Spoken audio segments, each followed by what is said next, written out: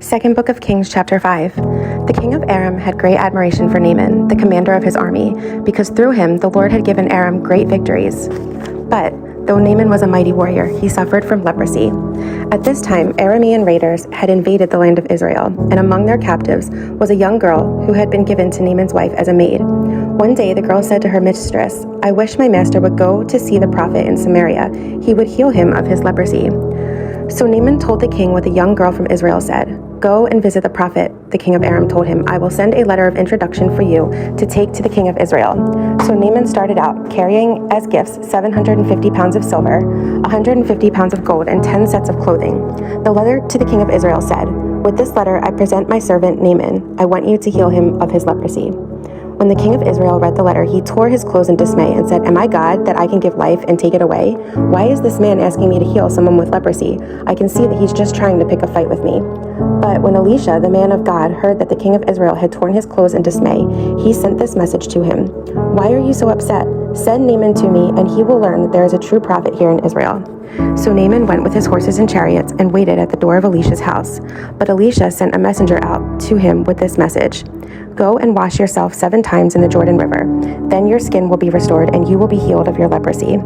But Naaman became angry and stalked away. "I thought he would certainly come out to meet me," he said.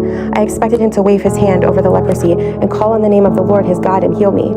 Aren't the rivers of Damascus, the Abana, and the Pharpar better than any of the rivers of Israel? Why shouldn't I wash in them and be healed?" So Naaman turned and went away in a rage. But his officers tried to reason with him and said, "Sir, if the prophet had told you to do something very difficult, wouldn't you have done it? So you should certainly obey him when he says simply, 'Go and wash and be cured.'" So Naaman went down to the Jordan River and dipped himself 7 times, as the man of God had instructed him. And his skin became as healthy as the skin of a young child, and he was healed. Then Naaman and his entire party went back to find the man of God. They stood before him, and Naaman said, "Now I know that there is no God in all the world except in Israel, so please accept a gift from your servant." But Elisha replied, "As surely as the Lord lives, whom I serve, I will not accept any gifts." And though Naaman urged him to take the gift, Elisha refused. Then Naaman said, "All right, but please allow me to load 2 of my mules with earth from this place, and I will take it back home with me. From now on, I will never again offer burnt offerings or sacrifices to any other god except the Lord. However, may the Lord pardon me in this one thing. When my master the king goes into the temple of God, Rimmon, to worship there, and leans on my arm, may the Lord pardon me when I bow too." "Go in peace," Elisha said. So Naaman started home again. But Gehazi, the servant of Elisha, the man of God, said to himself, "My master should not have let this Aramean get away without accepting any of his gifts. As surely as the Lord lives, I will chase after him and get something from him." So Gehazi set off after Naaman.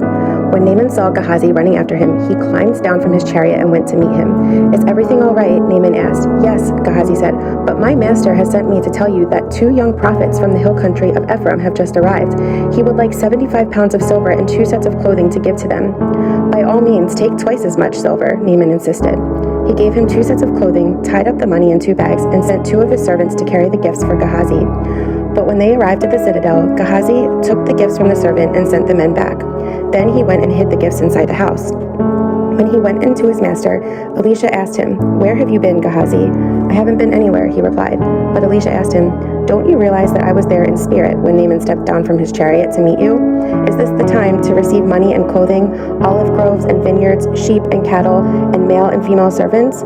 Because you have done this, you and your descendants will suffer from Naaman's leprosy forever." When Gehazi left the room, he was covered with leprosy. His skin was as white as snow.